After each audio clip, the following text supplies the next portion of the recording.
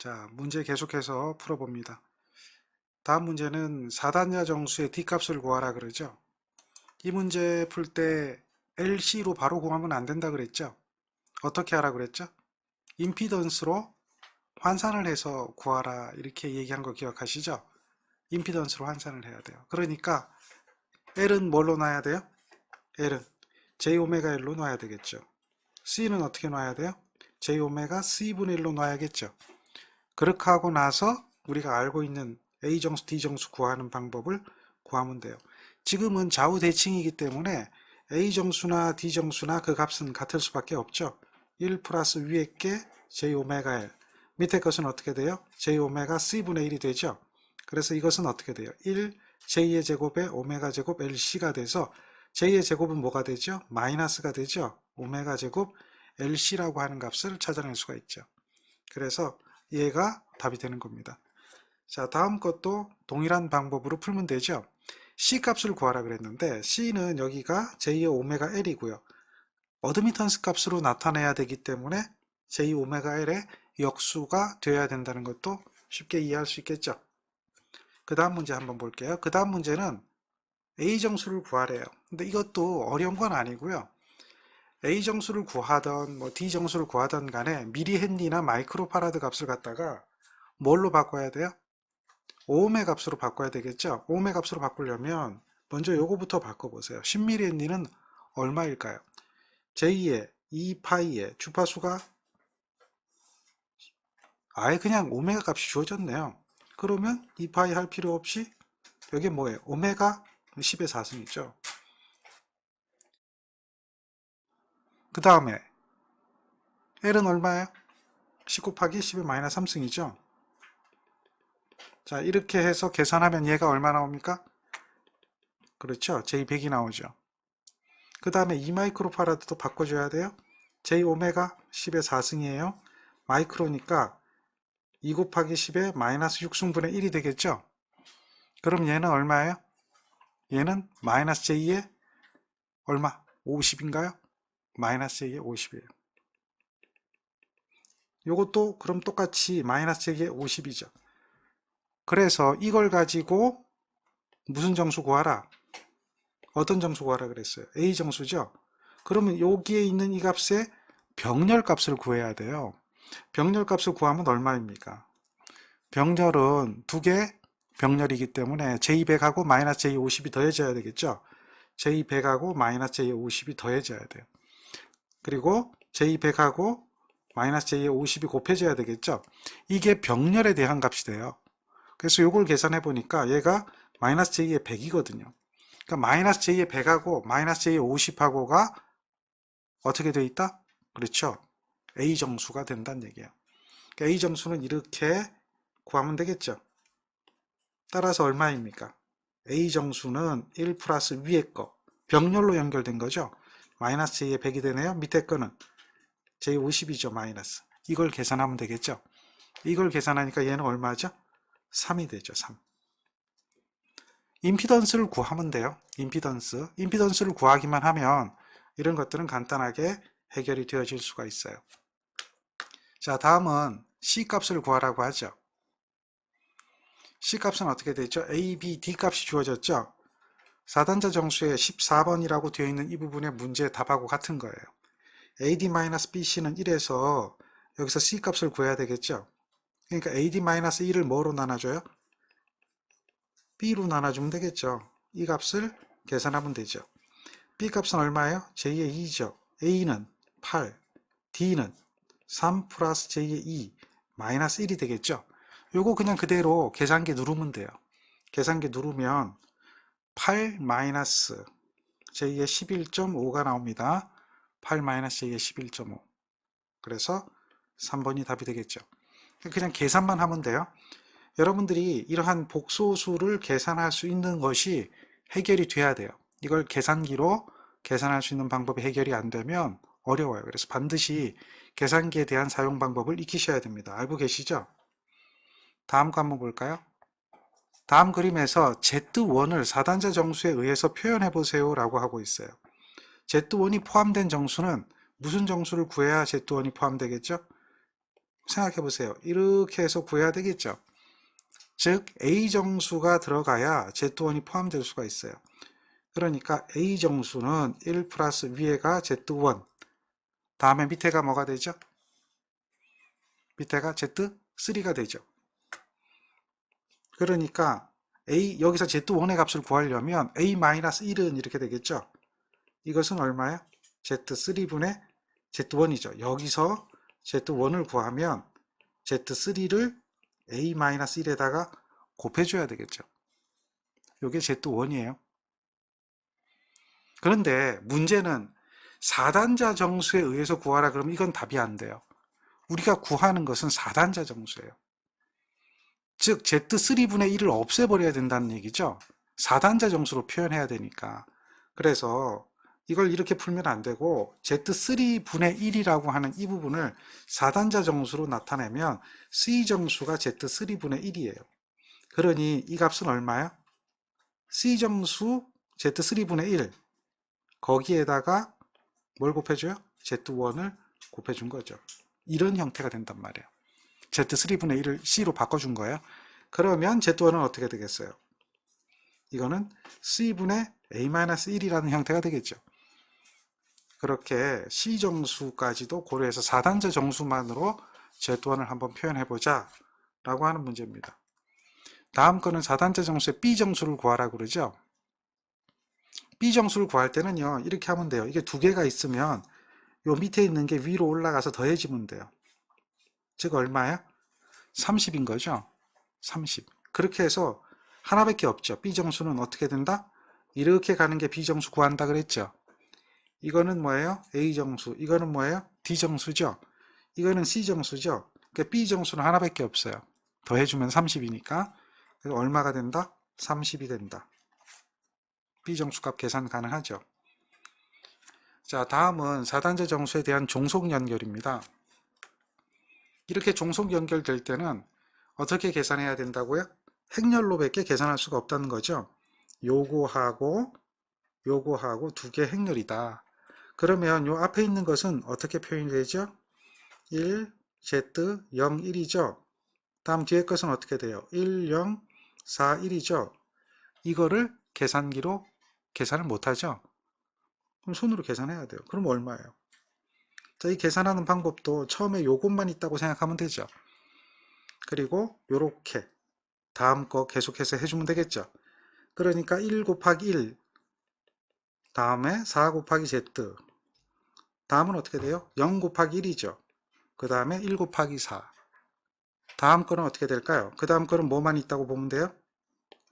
요거만 있다고 보면 되죠. 그래서 요거 하고 계산을 하면 되겠네요. 그럼 얼마죠? 0 곱하기 1은 0. 그 다음에 Z, 1 곱하기 Z 곱하기 1이죠. 그 다음 건 어떻게 돼요? 0 곱하기 0이 되고 1 곱하기 1이 되죠. 이렇게 바뀌어지는 걸 알 수가 있어요. 얘가 4단자 정수 ABCD다. 자, 여기서 표현 중 틀린 것을 찾아라 그랬어요. A정수는 어떻게 돼요? 1 플러스 4Z. 다음 B정수는 Z. C정수는 4. D정수는 1. 지금 틀린 게 뭐가 틀렸죠? D정수가 틀렸죠. D정수가 1이 돼야 됩니다. 1 플러스 Z가 아니죠. 그러니까 행렬에 대한 계산 어렵지 않아요? 이거 곱하기 이거 다음은 어떻게 돼요? 그 다음 곱하기 요거죠. 이런 방법으로 진행이 되는 거죠. 그래서 그 두 개를 어떻게 한다? 더해준다라고 하는 거죠. 마찬가지로 두 번째 것도 마찬가지예요. 요거는 이렇게 곱해주는 거죠. 요거는 이렇게 곱해주는 거죠. 그래서 요 놈은 요거 되고요. 다음에 요것은 얘가 되는 거죠.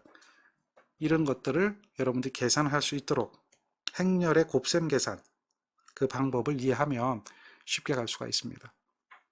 정리하셔야겠죠? 그러니까 이것도 행렬에 대한 곱셈의 계산하고 같은 유형의 문제가 됩니다. 자, 이거는 어떻게 해야 돼요?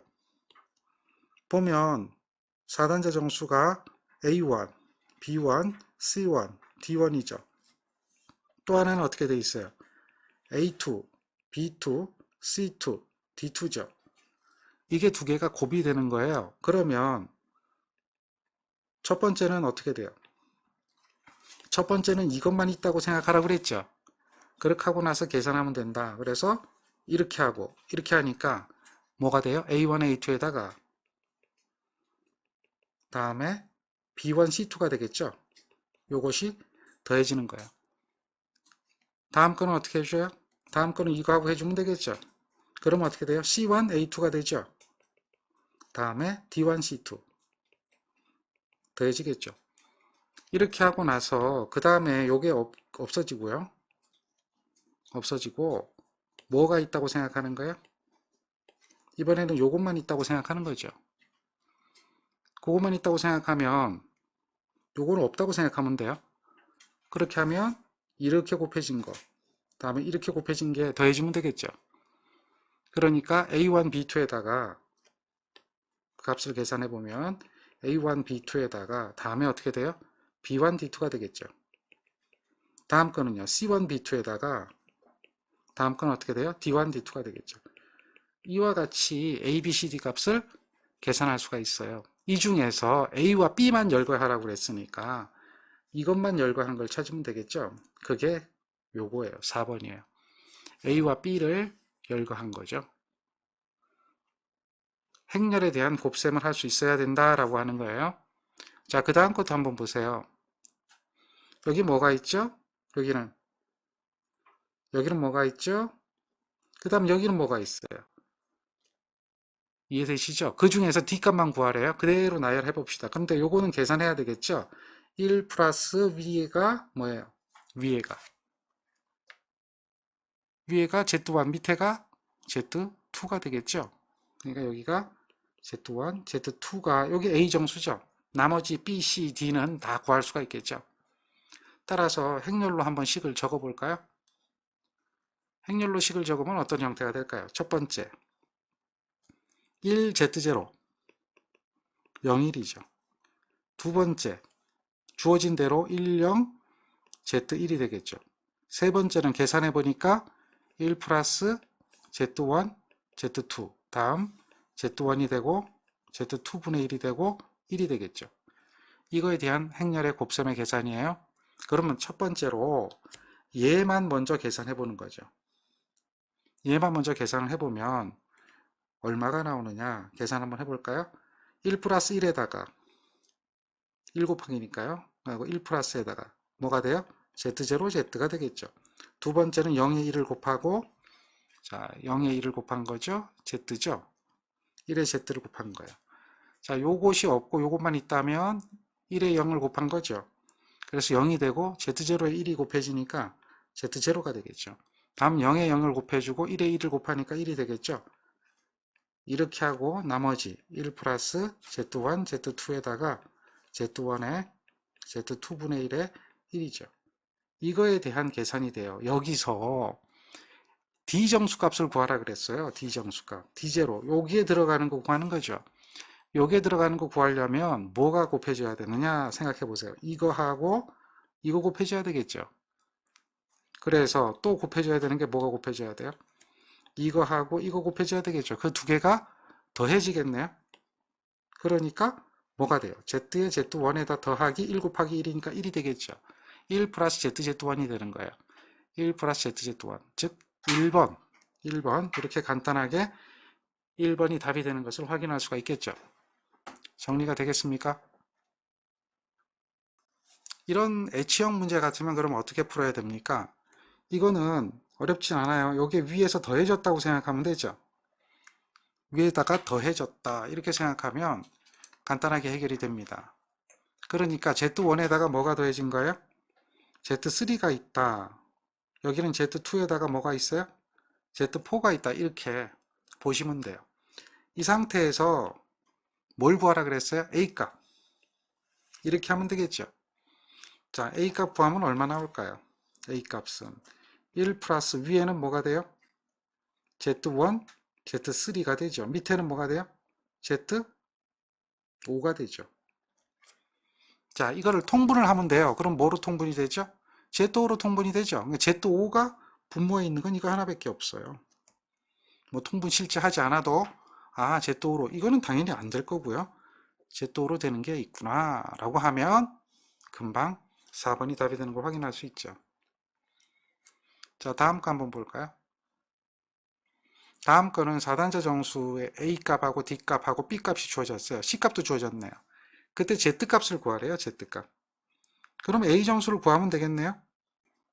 A 정수를 계산하면 어떻게 돼요? 여기가 Y니까 Y는 뭐로 놔요? 임피던스로 놓으면 Y분의 1로 놔야 되겠죠?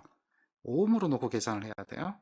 오음으로 놓고 그래서 A 정수는 1 플러스 위에가 Z, 밑에가 Y분의 1이죠. 그래서 여기가 1 플러스 ZY가 돼야 돼요. 다음에 C 정수는 Y가 되는데 얘가 0.01이에요. 그리고 A 정수는 얼마 주어졌어요? 1.2가 주어졌죠. 이렇게 계산이 돼야 돼요. 대입 한번 해보세요. 1.2는 1 플러스 Z에다 곱하기 0.01이에요. 자, 그러면 0.2는 0.01Z네요. 따라서 Z는 얼마입니까? 0.01, 0.2가 되겠죠. 요것을 계산하면 되겠네요. 요거 계산하면 얼마입니까? 20이죠. 20. Z1은 얼마다? Z는 20이다. 이렇게. 그래서 A 정수가 주어졌으니까 A 정수를 계산하고 거기에 C 정수를 구해서 대입했죠. 그래서 우리가 원하는 값 구하면 돼요. Y는 어차피 0.01이라고 주어져 있으니까 구할 수가 있어요. 그러니까 Z 값을 20이라고 하는 값을 여러분들은 구할 수가 있는 겁니다. 이해되겠죠? 자, 그 다음 거 한번 보죠. 그 다음 거는 이거는 뭐죠? 1오음짜리 저항이 쭉 연결되어 있네요. 이때에 V1분의 V2 V1분의 V2는 뭐죠? A 정수의 역을 구하라 그 얘기예요. A 정수는 어떻게 되죠? V2분의 V1이잖아요. 근데 V1분의 V2 이걸 구하라는 얘기는 A 정수를 구해서 역수를 취하라 이런 얘기예요. 전압비를 물어봤거든요. 사실은 이거에 대한 전압비는 복잡할 수밖에 없죠. 그냥 우리가 키르요프의 법칙이나 또는 뭐 다른 회로망 해석을 이용한다 해도 V1분의 V2에 대한 값을 구하기는 힘들어요. 근데 얘가 1111 다 1이래도 A 정수를 구하면 쉽게 계산이 된다는 얘기예요. 4단자 정수를 이용하면 얘가 쉽게 된다는 거죠. T형, 파이형 두 개의 결합으로 보면 더 힘들 수도 있어요. 왜냐하면 B정수, C정수에 대한 걸림돌이 생기니까. 그래서 오히려 이런 경우에는 그냥 L자리가 3개 있는 거예요. 이렇게 보는 거죠. 그래서 당연히 A정수는 1 플러스 1분의 1이 되니까 2가 될 거 아니에요. 그러니까 여기 A정수를 구하면 얼마예요? 2에다가 B정수 1, C정수 1, D정수 1이죠. 요게 2, 1, 1, 1이 3개가 쭈루룩 어떻게 연결된 거예요? 그렇죠. 이렇게 연결된 거예요. 그러니까 요거를 행렬 계산을 하면 돼요. 그러니까 첫 번째 요거는 이렇게 되고 여기에 2, 1, 1, 1이 있다고 가정을 하면 되겠죠. 그럼 앞에 두 개 먼저 계산을 할 수가 있겠네요. 앞에 두 개 요거부터 계산을 하면 얘는 얼마입니까? 2 곱하기 2죠. 다음에 1 곱하기 1이죠. 4에다 1 더하니까 5가 되네요. 다음에 2 곱하기 1에다가 1 곱하기 1이잖아요. 그러니까 여기 B 자리에는 2 곱하기 1에다가 1 곱하기 1이니까 3이 되겠죠. C 자리는 어떻게 돼요? C 자리는 2 곱하기 똑같네요. 2 곱하기 1, 1 곱하기 2에다 1, 그러니까 이게 3이 되겠죠. D 자리는 1, 1, 1, 1, 2가 되죠. 이렇게. 요거에 대한 값을 계산하는 거예요. 그걸 계산해 보니까 이와 같이 나왔어요. 그래서 뭐만 구하라? A 값만 구하라 그랬어요. 그러니까 A 값만 구하면 행렬의 식에 의해서 이거하고 이거 되겠나요? 이거하고 다음 뭐예요? 이거죠. 따라서 이렇게 곱하고 이렇게 곱하고 더해주면 A 정수는 얼마가 될까요? 5, 2 더하기 3, 1이죠. 그러니까 요거 얼마가 나오는 거야? 10에다 3을 더해주는 거죠. 그러니까 얘가 13이에요. 얘가 13. 13이 나오니까 어느 것이 답이 되겠어요? 13분의 1이 되겠죠. A 정수의 뭐라? 역이 되니까. 그래서 V1하고 V2에 대한 B는 13분의 1이 된다는 얘기예요. 13분의 1. 정리가 되겠죠? 그러니까 V1에 입력 전압을 가했을 때 V2에 대한 출력 전압이 어떻게 되느냐라고 물어본다면 이런 얘기잖아요. V1분의 V2는 13분의 1이다.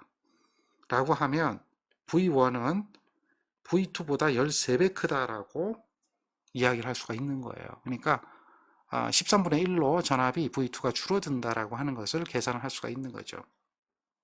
A 정수를 구하면 쉽게 계산이 되는 겁니다. 다음 4단자 정수에서 특성 임피던스는 하고 물어보죠. 특성 임피던스 두 가지가 있죠. Z01이 있고 Z02가 있죠. 그렇죠. 그런데 Z01과 Z02가 같아질 때가 있어요. 그때가 어떤 때예요? A 정수하고 D 정수가 같아지는 A 정수하고 D 정수가 같아지는 그런 때 좌우 대칭인 때가 되죠. 즉 A 정수하고 D 정수가 같아지면 AD가 약분되고요. A 정수와 D 정수가 같아지면 AD가 약분되는 거죠. 가번은 Z01이 되고요. 나번은 Z02가 되는데 그것이 같아지면 C분의 B가 되잖아요. 다번처럼 될 수가 있죠. 다번처럼. 그렇게 구할 수가 있어요. 그러한 특성 임피던스, 이건 1차 영상 임피던스, 2차 영상 임피던스도 아닌 그냥 영상 임피던스가 되겠죠. 그걸 갖다 우리는 특성 임피던스라고 그래요. 그러니까 특성 임피던스는 A 정수하고 D 정수가 같아지는 대칭인 상태, 좌우가 대칭인 상태에 대한 영상 임피던스를 특성 임피던스 또는 파동 임피던스라고 얘기하는 거예요. 요거는 이제 송전선로에서 Y분의 Z라고 하는 개념 기억하시죠? 똑같아요. B는 임피던스 차원이고 C는 어드미턴스 차원이기 때문에 Y분의 Z하고 똑같이 이야기할 수 있어요. 이거는 자기학에도 그런 이야기는 그대로 나오죠. 자, 이 문제도 1차 영상, 2차 영상을 묻는 이야기죠. 어느 것이 답일까요? 1차 영상, 2차 영상. 당연히 금방 찾아낼 수 있어야 되겠죠. 이 정도는 금방 나와야 돼요. 자, 그 다음 거 볼까요? L형 4단자 회로가 있습니다. 4단자 정수가 A, B, C, D 중에서 지금 A 정수하고 D 정수가 주어졌어요. 그리고 2차 영상이 주어졌다면 1차 영상을 구하라 그래요. 자, 이게 이제 어떤 이야기냐면 1차 영상과 2차 영상을 곱했을 때 어떤 값이 나오느냐라고 하는 거예요. 이렇게. 곱했을 때 어떤 값이 나올까요? 이것은 어렵진 않아요. 이렇게 실제 곱해보면 돼요. A정수, B정수, C정수, D정수에다가 곱하기 하면 됩니다. 뭐예요? A정수, B정수, C정수, D정수죠? 그럼 약분시킬 거 약분시켜보면 뭐만 남습니까? D제곱, B제곱이 되죠? 요거를 계산 D가 약분되고 다음에 A가 약분되면 C제곱, B제곱이 되네요. 그렇죠. 그래서 C제곱, B제곱이 되니까 C분의 B가 남네요. 네, 이렇게 될 거고요. 만약에 나누기를 하면 어떻게 돼요? 1차 영상하고 2차 영상을 나누기 했다. 그럼 실제 나누면 되죠. 뭐. 나누면 여기는 A, B, C, D 이렇게 되고요. 잘못 적었죠? 밑에가 어떻게 되죠? 2차 영상이니까 이렇게 해서 약분시켜 보면 뭐만 남아요? D제곱 남죠. 그 다음에 A제곱 남죠. 이렇게 나와요.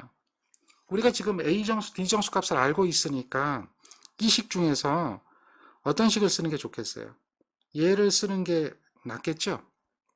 그래야 1차 영상의 값을 구할 수가 있으니까요. 그러면 이 식을 이용하면 1차 영상의 값은 어떻게 돼요? D분의 A에 뭘 해줘요? 2차 영상을 곱해주는 거죠. 그러니까 D정수가 얼마입니까? D정수가 1이고 A정수 얼마죠? 4분의 15죠. 여기에 2차 영상, 1차 영상에서 2차 영상이 얼마야? 5분의 12죠. 요거 계산기 그냥 눌러주면 돼요. 그러면 얼마 나온다? 9가 나오는 거죠. 9. 이해되겠습니까? 그렇게 정리해 주세요. 자, 다음은 전달정수죠. 전달정수는 어떻게 계산하면 되죠? 식에서 찾을 수 있잖아요. 몇 번이에요? 이렇게 찾을 수 있죠. 그리고 이거 아크 코사인 하이퍼브릭, 아크 코사인 하이퍼브릭이죠. 아크 코사인 뭘로 돼요? 루트에 AD가 되죠. 또 똑같은 건데 이건 또 뭐로 돼요? 아크사인 하이퍼브릭이죠. 아크사인 하이퍼브릭 쌍곡선 함수니까요. 뭐가 되죠? 그렇죠. 요게 전달정수 세타를 얘기하는 거죠. 똑같은 이야기예요. 쌍곡선 함수로 표현할 수가 있어요. 그런 거 기억하시고요. 다음 거는 이런 전달 정수를 4단자 정수로 표현해보라 이런 이야기죠. 4단자 정수로 표현해보라 이런 얘기죠. 옳게 올바르게 표현된 것은 하잖아요. 자, 어느 겁니까? 찾아보세요. AD가 들어가는 것은 뭐야? 아크 코사인 하이퍼블릭 루트 AD잖아요. 요게 세타잖아요. 이 이야기는 무슨 이야기하고 똑같아요? 코사인 하이퍼블릭 세타는 이렇게 되는 거죠. 그거는 뭐가 된다? 루트에 AD 값이 된다라는 얘기예요. 그러니까 사인 하이퍼블릭 아니잖아요. AD는. 코사인은 AD잖아요. 여기 아니잖아요. 그죠? 사인 하이퍼블릭 세타가 BC가 되겠죠. 당연하죠. 사인 하이퍼블릭 아크 한 것이 얘가 뭐가 된다는 얘기예요. 응? 얘가 세타가 되는 거니까 이걸 이용하면 되겠죠. 어렵진 않죠? 그 기본적인 얘기예요. 그러니까 전달 정수를 4단자 정수로 표현해 본 거예요. 그리고 이렇게 표현한 것은 당연히 뭐예요? 1차 영상이죠. 그러니까 영상 임피던스입니다. 전달 정수가 아니에요. 그래서 그런 개념으로 답을 찾아낼 수 있어야 돼요. 마찬가지 문제인데요. 여기서는 1차 영상, 2차 영상이 주어졌고 전달 정수가 0일 때 D값 구하라 이렇게 얘기했어요. 아까 우리가 D값을 구할 때 배운 게 있어요. 어떤 걸 배웠죠? Z01하고 Z02를 나누면 이게 뭐가 된다? D분의 A가 된다는 얘기죠. 그래서 여기서 D값을 구하라 라고 하면 D값 계산할 수가 있어요. 근데 문제는 뭐야? 전달 정수가 0이다 라고 이야기를 했어요. 자, 전달 정수라고 하는 것 세타는 어떻게 계산되느냐? 이렇게 되죠. 아크 코사인 하이퍼블릭 루트에 뭐가 돼요? 루트에 AD. 그렇죠. 루트에 AD예요. 됐어요? D값을 구하는 거예요, D값. 근데 걔가 뭐가 된다? 걔가 0이 된다라고 이야기를 하는 거예요. 0이 된다. 여기서 우리가 이제 D값을 계산해야 돼요. 그러면 잘 보세요. 요거는 이걸 만약에 이렇게 하면 루트 D분의 A가 되는 거죠. 루트 D분의 A가 되는 거죠. 이해가 됩니까? 그래서 세타를 구하려면 지금처럼 아크 코사인 해야 되죠. 아크 코사인 해야 되잖아요. 근데 루트 AD를 구하려면 루트 AD를 코사인이 이항되면은 코사인 하이퍼블릭 세타는 루트 AD가 된다. 이렇게 이야기를 할 수가 있죠. 그렇죠? 그런데 이 코사인 하이퍼블릭 세타에서 D정수를 구해야 돼요. D정수. D정수를 구한다면 어떻게 해야 돼요? 이렇게 해줘야겠죠. 여기다가 뭘 곱해줘야 돼? 에? D를 구하려면 A분의 D를 곱해줘야죠. 여기다가도 뭘 곱해줘야 돼? A분의 D를 곱해줘야 되겠죠. 그래야 좌우가 항등식이 성립을 하니까. 그러니까 여기는 뭐만 남아요? D만 남을 거죠. 요거는 요거거든요. 정리가 됩니까? 요게 요거거든요. 그러니까 D정수는 이렇게 Z01, Z02 나누고 코사인 하이퍼블릭 세타 이렇게 되게요. 세타 이렇게 되는 거예요. 그렇다면은 요게 0이 되는 거고 요거는 우리가 얼마 주어졌어요? 지금 주어진 게 50하고 2가 주어진 거죠. 그걸 대입을 그대로 해주는 거예요. 그래서 계산기 눌러보면 걔가 얼마 나온다? D는 그러므로 D는 5분의 1이 나오는 거니까 이렇게 계산하는 건데 이건 굉장히 어려운 거예요. 그래서 결론은 뭐 이 식을 이렇게 풀어도 되고 요 과정 물론 이것도 이제 하나의 어떤 공식으로 존재합니다만은 그 과정을 이 결과식을 기억하는 게 또 빠르게 이해하는 그런 방법 중에 하나가 되겠죠. 그 다음 건 분포정수회로입니다. 분포정수회로는 장거리 송전선로의 특성을 해석하는 데 사용하는 방법이 분포정수회로죠. 자, 이 분포정수회로는 특성 임피던스하고 전파정수를 기억하라 이렇게 얘기하는 거 아시죠? 특성 임피던스는 어떻게 이야기가 될까요? 지금 보고 있는 식에서 이야기되면 특성 임피던스는 3번이 되겠죠. 3번. 이와 같은 게 특성 임피던스죠. 자, 그래서 요거는 무손실이나 무외가 되면 C분의 L이 되는 거 아시죠? 근사적으로 구해보면 C분의 L이 되는 거예요. 이게 특성 임피던스가 되죠. 파동 임피던스. 전파 정수는 어느 거가 돼요? 얘가 전파 정수가 되죠. 그리고 요거는 계산을 해보면 얼마예요? J 오메가 루트에 LC 뭐 이렇게 나오죠. 무손실 무외 이렇게 할 때 근사적인 값이에요. 이것도 근사적인 값이에요. 각각 근사적인 값이 그렇다는 이야기죠. 특성 임피던스하고 다음에 전파 정수하고 이것을 구분해야 돼요. 그래서 여기서는 지금 3번을 묻는 거예요. 그리고 다음 문제 한번 보세요. 특성 임피던스 물어봐요. C분의 1 들어가는 거 찾으라는 얘기죠. 뭐 이런 것들은 금방 이해하고 넘어가야 돼요. 자, 그 다음 거 한번 볼까요? 요거 보세요. 여기서는 전파 정수 찾는 거죠. ZY예요. 이거 찾으라는 얘기 기본이에요. 그리고 다음 거는요. RG가 동시에 0이 되었다. 이렇게 이야기하는 것은 얘는 뭐라고 불러요? 손실을 나타내는 게 0이 돼버린 거죠. 그러니까 얘를 무손실 선로라고 이야기하는 거죠. 무손실 선로. 이렇게 됐을 때 전파 정수는 어떻게 될까요? 라고 물어봐요.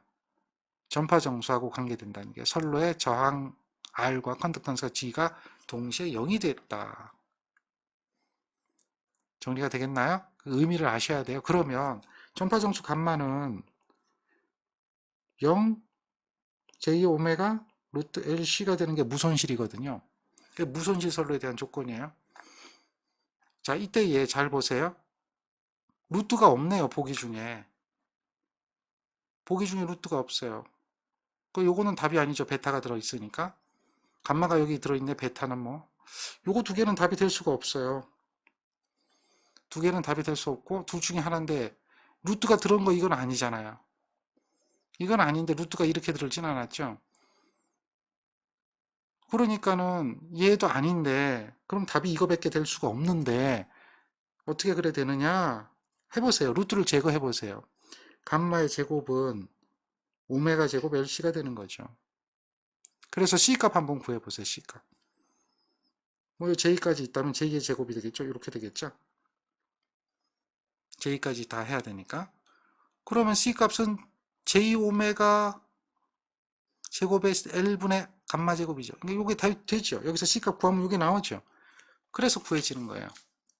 그런 그 변환 관계를 이해하면 또 쉽게 갈 수가 있어요. 무손실 선로입니다. 자, 어느 건가요? 역시 0 플러스 J 오메가 루트 LC가 되죠. 이걸 알파 플러스 J의 베타라고 하죠. 앞에 거 알파는 감쇄정수, 베타는 위상정수 이렇게 얘기하죠. 그러니까 그게 맞는 게 뭐예요? 2번이죠. 무손실이에요. 그리고 왜곡이 없는 무외선로 이렇게 하잖아요. 무외선로. 즉 RC 콜 LG에 대한 관계가 성립하는 회로. 그랬을 때는 알파 베타는 어떻게 나타날까요? 이렇게 나타나죠. 1번처럼 루트 RG가 들어가는 거죠. 그래서 무외선로하고 얘는 뭐예요? 무손실 선로. 무손실과 무에 대한 구분을 하셔야 돼요. 그런 이야기를 해볼 수가 있고요. 자, 그 다음 건 한번 보죠. 분포정수 회로에 있어서 선로의 단위 길이당의 저항을 10, 인덕턴스를 0.5, 누설 컨덕턴스를 0.2라 할 때 일그러짐이 없는 이렇게 얘기하고 있어요. 일그러짐이 없는 조건을 만족하기 위한 하면 이건 뭐예요? 무외예요. 무외. 무외 조건은 RC 콜 LG가 되면 그와 같은 조건이 만족이 되는 거예요. 무외 조건이다. 정리가 되겠습니까? 그래서 그렇게 만족이 되기 위한 C값을 구하라 라고 한다면 그럼 C는 당연히 어떻게 돼요? R분의 LG가 되겠죠. 문제에서 R, L 다음은 뭐야? G가 주어졌어요. 그러니까 그대로 집어넣으면 되죠. 0.5, 0.2 R은 얼마 주어졌죠? 10이죠. 그러니까 그대로 집어넣으면 0.01이에요. 0.01. 1번이죠. 그렇게 그 값을 계산할 수가 있습니다. 정리되나요? 자, 그러면 관련도 문제 한번 볼까요? 자, 유한장 송전선로가 있는데요. 단락시켰어요. 단락. 그리고 측정한 임피던스가 주어졌어요. 당연히 단락하면 임피던스죠? 단락하면 임피던스예요. 또 개방시켰어요. 그러면 측정한 임피던스가 어드미턴스네요. 어드미턴스가 주어졌어요. 그러니까 요거는 Z 값이 주어진 거고 요거는 Y 값이 주어진 거죠. 이와 같은 값이 주어졌을 때 특성 임피던스를 구하라. 특성 임피던스 Z0는 어떻게 계산한다고요? Y분의 Z를 루트 씌워준 거죠. 그러니까 Z가 얼마 주어졌어요? J의 주어진 값이 보니까 250이에요. 다음 어드미턴스는요. J의 1.5에다가 10의 마이너스 3승이죠. 얘를 루트 씌워준 거예요. 그래서 이걸 계산하면 되겠죠? 그러면 408.25 이렇게 나오죠. 408. 이렇게 그 값을 계산해낼 수가 있어요. 이건 어려운 거 아니에요. 특성 임피던스를 구한 거예요. 단위는 뭐죠? 당연히 오음이죠. 임피던스니까. 자, 분포정수 회로에 있어서 특성 임피던스를 Z0, 전파정수를 감마라 할 때 직렬 임피던스를 구하세요. 그랬어요. 이건 두 개를 곱해보면 돼요. 또 나눠보면 되고요. 자, 먼저 전파정수 감마는 어떻게 되죠? 감마는 루트의 ZY죠. 특성 임피던스 Z0는 어떻게 돼요? Y분의 Z죠. 루트 씌워준 거죠. 그렇다면 두 개를 곱해보세요. 뭐가 남나? 감마하고 Z0를 곱하면 루트의 ZY에다가 Y분의 Z의 루트가 되니까 결국 Y는 약분돼서 없어지고 얘와 얘는 약분돼서 없어지죠. 뭐만 남아요? Z제곱의 루트만 남죠. Z가 되는 거예요. Z. 그러니까 임피던스를 구해보니까 임피던스는 두 개를 어떻게 한 것 같다? 곱한 거와 같다는 얘기죠. 반대로 뒤집어지면 어드미턴스가 돼요. 그러니까 Z0분의 1을 곱해주는 거죠. 이렇게 감마에다가 Z0분의 1을 곱해주면 루트의 ZY에다가 뒤집어지니까 Z분의 Y가 돼서 Y가 되는 거죠. 그러니까 Z0를 나누게 하는 거예요. 감마에다가 Z0를 나눠주면 어드미턴스가 구해지는 거죠. 그러니까 이러한 관계를 알면 문제를 구할 때 꼭 임피던스만을 구하라 이렇게 얘기하지도 않고 반대로 어드미턴스를 구하라 할 수도 있단 말이에요. 그러니까 답이 예가 될 수도 있고 또 나누기가 되어지는 것도 있을 수도 있다는 거죠. 그러니까 그런 것들을 생각을 하고 있어야 뭐 변화가 되는 과정의 문제를 풀어볼 수가 있습니다. 그래서 생각을 좀 하고 문제를 푸는 것이 좋습니다. 그 다음 거 한번 볼게요. 그 다음 거는 LC 값이 주어졌죠. 특성 임피던스 구하래요. 특성 임피던스 Z0는 C분의 L을 루트 씌워주면 돼요. L이 얼마죠? 96mm예요. L은 96mm인데요. L이 96mm예요. C는 0.6 마이크로죠. L은 96mm, C는 0.6 마이크로. 이걸 루트 씌워주면 되네요. 계산기 그대로 눌러주면 되죠. L 값, C 값 그대로 대입했으니까. 그럼 특성 임피던스는 얼마다? 405. 이렇게 나와요. 정리할 수 있겠죠? 특성 임피던스 전파정수 감마 이걸 계산하느냐 못하느냐는 얘기예요. 자, 이번에는 무손실. 손실이 없는 거예요. RG가 0이 되는 거죠. 옳지 않은 거 구하래요. 옳지 않은 거. 알파가 0이 되죠. 알파가 0이 되죠. 베타가 오메가 루트 LC가 되죠. 알파가 아니라 베타가. 그리고 이렇게 표시되는 것은 얘는 뭐죠? 전파 속도죠. 전파 속도. L값과 C값 집어넣으면 얘가 얼마야? 3 곱하기 10에 8승 메타퍼 세크 되는 거죠. 전파 속도니까. 전파 속도는 루트 LC분의 1이다. 이렇게 되는 것도 알 수가 있어요. 그 다음에 다음 문제는 뭘까요? 다음 문제는 무해 조건. 분포정수 회로가 무해 선로가 되기 위한 조건이 있죠. RC 콜 LG가 되면 무해 조건이 성립을 하는 거죠. 그런 이야기를 묻고요.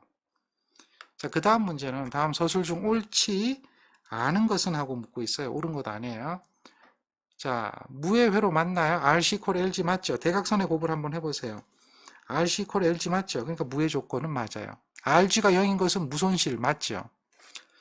무손실, 요것도 무손실 맞는 거죠. 그 다음에 무손실 회로에서 감쇄정수는 루트 RG가 아니라 제로예요. 그러니까 무해 회로에서 감쇄정수는 루트 RG예요. 근데 무손실이라고 하는 거하고 무해하고 같이 지금 있는데 요 무손실이란 말이 없어졌을 때가 맞는 거죠. 무손실은 0이 되니까. 그리고 무손실이나 무해에서의 위상 속도는 루트 LC분의 1 맞죠? 그러니까 지금 현재 잘못된 것은 뭐예요? 3번이죠. 3번. 무손실에서는 감쇄정수는 0이다. 그러나 무해에서는 루트 RG가 되죠. 기본식을 기억하고 문제를 풀면 됩니다. 이해되시죠? 자, 그 다음 거 한번 볼까요? 그 다음 거는 다음 설명에 대한 것 중 옳지 않은 것을 찾으라 그랬어요. 역시 전파정수는 감마입니다만은 무손실이에요. 무손실. J오메가 루트 LC 맞는 이야기죠. 진행파의 전파 속도는 여기에 분의 1을 해줘야죠.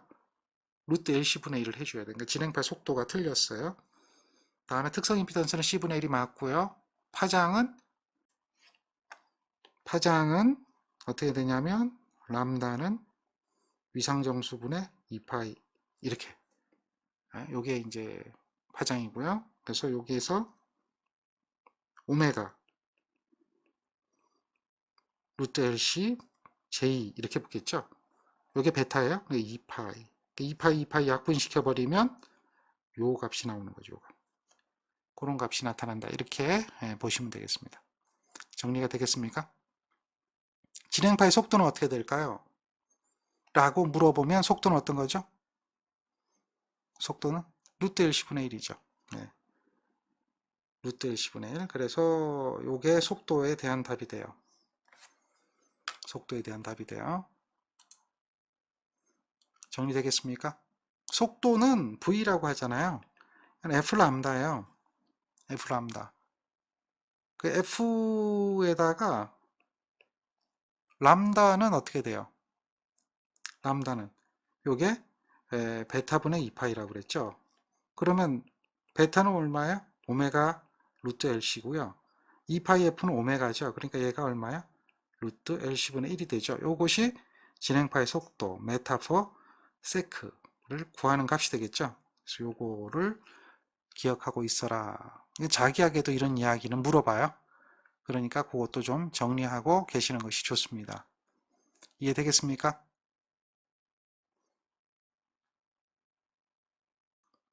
자, 과도 현상을 계속 진행합니다. 자, 과도 현상은 이거는 제어공학하고 연관이 지어지고요. 제어공학에서 회로 소재의 과도 응답 부분하고 동일합니다. 오히려 제어공학에 의한 방법으로 푸는 게 문제를 풀려면 더 쉽고요. 그렇지 않으면 공식을 암기해서 푼다면 뭐 제어공학이나 지금 하는 거나 별 차이 없습니다. 그래서 지금처럼 이렇게 R과 L이 직렬로 연결된 회로, 직류회로죠. 그런 과도 현상이라고 한다면 공식을 여러분들이 암기하고 계시면 될 텐데요. 그 공식은 이렇게 기억하는 거예요. 그래프를 기억하는 게 좋죠. RL에 대한 그래프는 어떻게 나타납니까? 이렇게 되어져 나타나는 게 RL에 대한 과도 현상이죠. 요 위에는 뭐라고 하죠? 전류가 I인 정상 상태. 여기도 전류가 0인 정상 상태. 따라서 전류가 0에서 I로 바뀌어가는 과정의 현상을 과도 현상이라고 그런다. 그리고 이렇게 과도 현상이 이렇게 있으면 여기서 접선을 0점에서 접선을 긋죠. 접선을 이렇게 그으면 만나는 점이 생겨요. 만나는 점이 생길 때까지 걸리는 시간, 이 시간을 뭐라고 하죠? 그걸 시정수라고 하죠. 2에 마이너스 1로 되는 시간이죠. 그리고 그 시정수는 전체의 63.2%에 해당되는 시간이죠. 0.632. 63.2%의 값에 도달할 때까지의 시간. 얘를 시정수라고 그러죠. 그러니까 역시 이렇게 접선을 그으면 접선을 긋겠죠. 만나겠죠. 위에서부터는 63.2지만 아래에서부터는 어떻게 되죠? 36.8%가 되는 지점이죠. 떨어질 때는 36.8%. 그런 값에 도달하는 시간을 뭐라고 한다? 시정수라고 얘기하는 거죠. 시정수. 이해되겠습니까? 자, 그러면 이 그림에서 우리 공식을 이해하시면 되죠. 공식은 어떻게 나와요? 올라갈 때는 i는 r분의 2에 올라가니까 1-2에 마이너스 l분의 rt가 되겠죠. 내려올 때는 어떻게 되죠?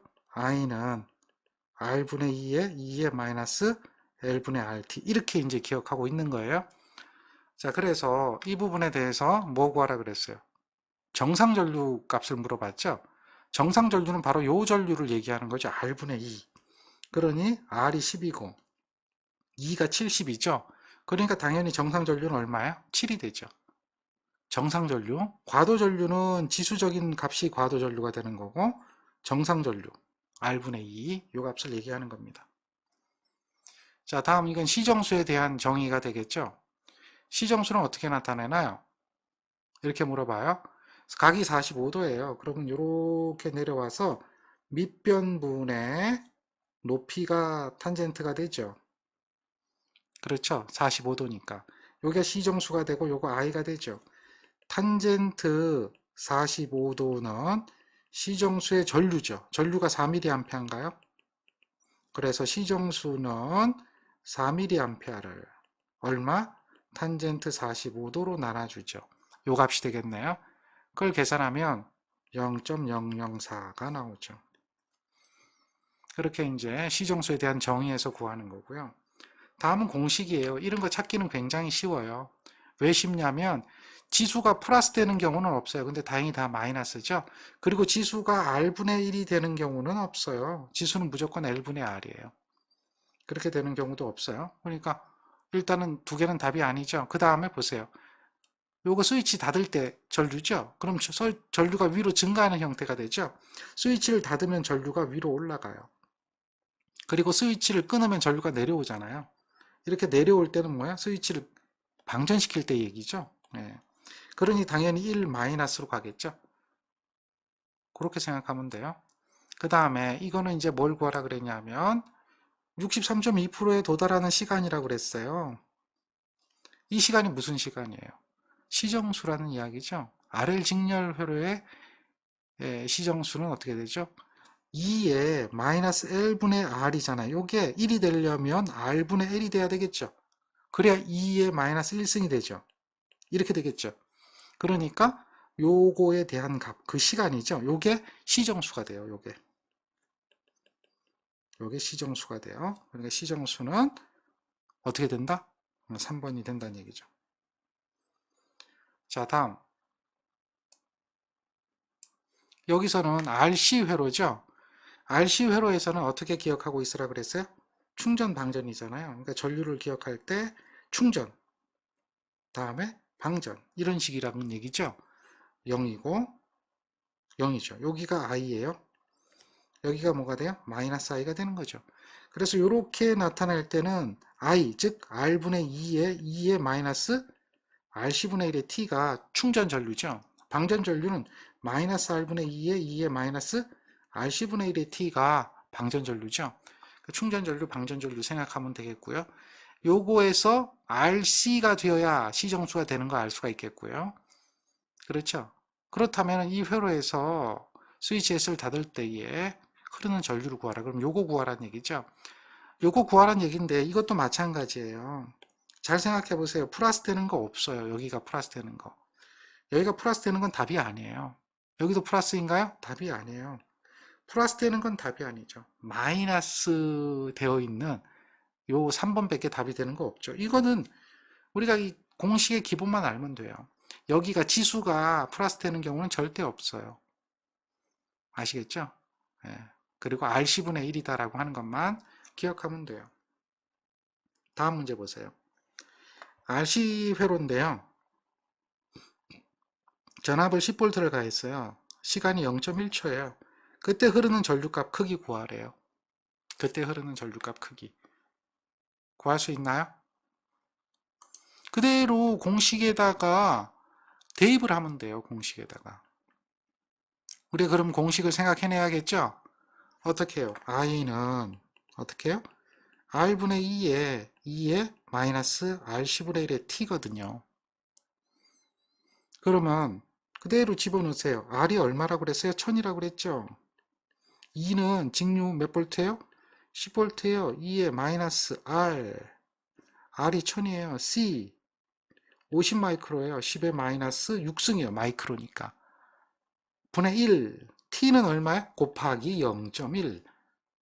그래서 요게 지수에 들어가는 숫자죠. 지수 위에 들어가는 숫자가 이렇게 나와요. 그래서 요거를 계산기 그대로 눌러주면, 계산기 그대로 누를 수 있어요. 눌러주면 1.35. 10에 마이너스 3승 나와요. 1.35 밀리암페어 정도의 전류가 흐른다. 그러나 정상 전류는 얼마예요? 정상 전류는 1000분의 1이 정상 전류죠. 얘가 정상 전류죠. 1000분의 1이 정상 전류. 예, 그렇게 알 수가 있어요. 자, 다음 식 중에서 잘못 표현된 것을 한번 찾아보자 라고 이야기하고 있어요. 그러면 시정수는 RC 맞나요? 맞죠? 그 다음에 T골용에서 징전압 2를 인가했을 때에 흐르는 전류는 R분의 2에 마이너스 R10분의 1이 T 맞죠? 그 다음에 이거 보세요. T골용에서 징전압을 가했을 때 흐르는 전류는 요건 아니죠? 이해됩니까? 요건 아니죠? 아니에요. 안 되는 걸 우리가 알고 있어요. 그러니 당연히 뭐야? 3번이죠. C는 1 마이너스가 없어요. 1 마이너스가 없어요. 그냥 전부 다 뭐예요? 2로 이렇게 표현이 되는 거. 이걸 알 수가 있죠. 다음 문제 볼까요? 지금 이거는 이제 RLC에 대한 과도 현상이죠. RLC. 이 RLC의 과도 현상은 굉장히 복잡하고 어려워요. 근데 이제 RLC에 대한 과도 현상을 우리가 이해를 하려면 2차 방정식을 세워야 돼요. 방정식을 세워야 돼요. 전압에 대한 방정식을 세워야 돼요. 그래야 이해가 되죠. 그러니까 지금 그림에 대한 방정식을 세우면 이게 이제 제어공학에서 해야 되는데 2차 제어계가 돼요. 지금 이 형태는 제어회로에서는 뭐가 된다? 2차 제어계가 된단 말이에요. 2차 제어계 전압의 방정식 2는 어떻게 돼요? 저항에는 RIT가 되겠죠.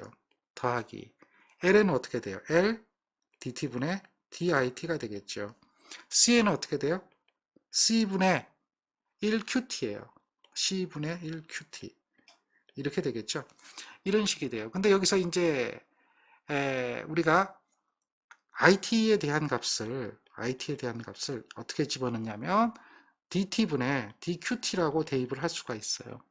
그렇게 DT분의 DQT라고 대입을 하면 요 2는 어떻게 되느냐 하면 얘는 2는 L DT의 제곱에 D의 제곱에 QT가 돼요. 이렇게. 다음 여기서는 R이죠. R이 되고 DT분의 이게 2차에 대한 그 내림차순으로 정리한 거예요. D의 QT가 되겠고요. 다음에 요건 뭐가 되냐면 C분의 QT가 되는 거죠. 이렇게 해서 나타나게 되어지는 거예요. 그리고 나서 이거에 대해서 제로라고 하는 식을 세우고 2차 방정식이니까요. 제로라는 식을 세우고 나서 거기에서 특성을 이해하는 거예요. 그러니까 요거를 지금 이 상태로는 계산이 안 되기 때문에 L에다가 L이니까요. 요 DT분의 D라고 하는 것을 K라고 놓고 제곱 더하기 다음에 R K 더하기 C분의 1 이퀄 0이라고 놓고 여기서 우리가 뭘 구하냐면 K 값을 구하게 되는 거예요. K 값을 구하면 마이너스 2L분의 R이 되고 플러스 마이너스 루트에 요게 2L분의 R의 제곱에 마이너스 LC분의 1이 될 때 요 안의 값을 루트 안의 값을 가지고 이제 우리가 진동이냐 비진동이냐 이거를 판정을 하게 되는 거죠. 그거를 지금 이야기하는 문제 중에 하나예요. 그래서 이 루트 안의 값이 0보다 작으면 진동이고 루트 안의 값이 0보다 크면 비진동이고 0이면 임계진동이 되는 거예요. 지금처럼 진동이 되지 않는다는 얘기는 루트 안의 값이 0보다 큰 거예요. 루트 안의 값이 0보다 클 때, 그때 요게 0보다 클 때 그때 뭐가 된다? 비진동이다. 0보다 작으면 뭐가 된다? 0보다 작으면 진동적이다. 그리고 같으면 임계진동이다. 0이 되면 임계진동이다. 그렇게 이야기를 하고 있는 겁니다. 이해되시겠죠? 자, 그런 이야기고요.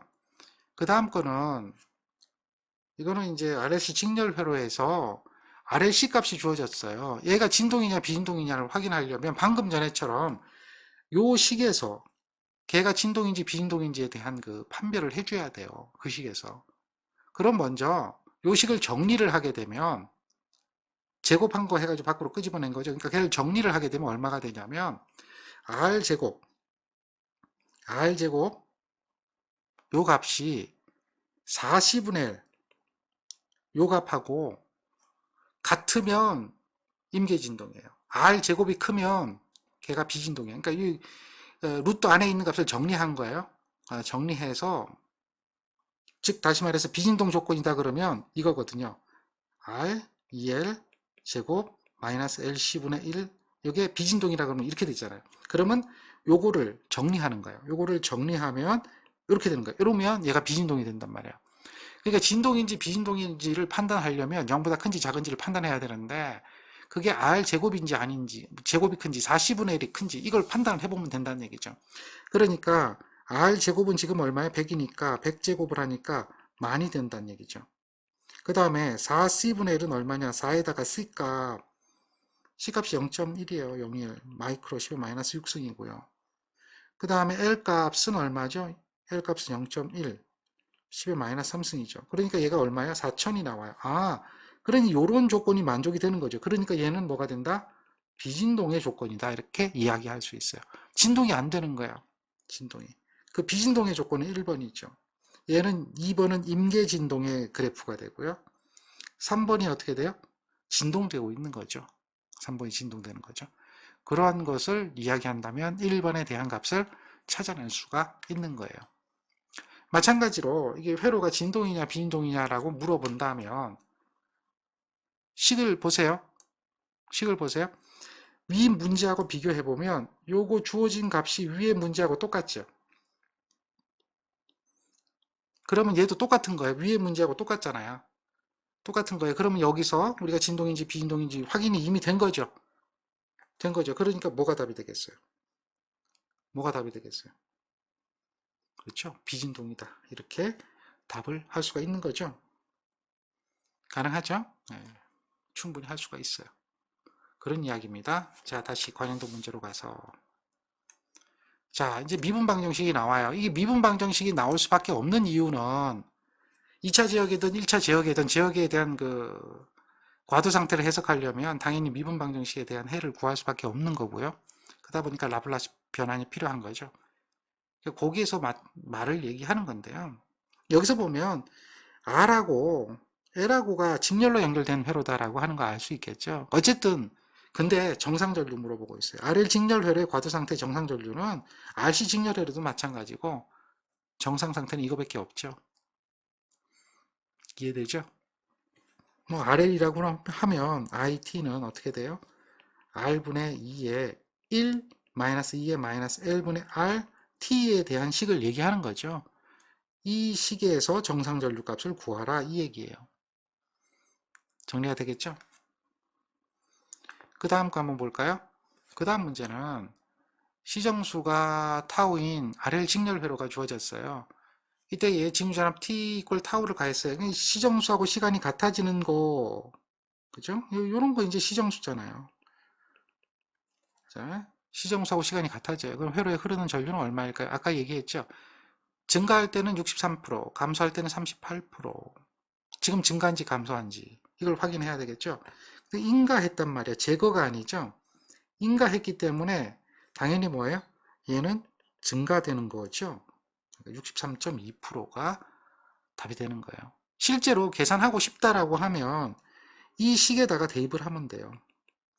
1 마이너스 2에 마이너스 1을 해보세요. 이렇게 해보세요. 그러면 0.632가 나오죠. 그 얘기를 하는 거예요. 2에 마이너스 1로 되는 시간이 무슨 시간이다? 시정수가 흐를 때 시간이란 얘기죠. 그 63.2%에 도달하는 시간이에요. R, L 값이 주어졌다. 직류전압 가했다. 전류의 순시식을 구하라. 이렇게 얘기했는데요. 그러면 전류 I는 어떻게 되죠? R 다음에 V 1-2에 L분의 R T. 그래서 R이 얼마? 5. L은 얼마? 1. 그러니까 당연히 뭐예요? OT가 되죠. 1-죠. 1-죠. 그 찾아보면 이거밖에 안 되죠. 우리 이거 딱 보면 정상전류가 얼마인지 알아요? 2거든요. 정상전류가 2니까 5는 절대 답이 안 되죠. 그리고 RL 회로는 1- 되는 거 아시죠? 1- 되는 거, RL 회로는. 이런 형태로 나타나는 거죠. 그러면 답은 2는 아닌 거죠. 이렇게 찾아도 계산 안 해도 답은 찾을 수 있죠. 정리되겠죠? 그렇게 과도 현상의 문제를 해결할 수가 있습니다. 이해되겠습니까? 자, 여기까지가 회로 이론에 대한 순수한 회로 이론에 대한 문제 풀이입니다. 자, 수고하셨습니다.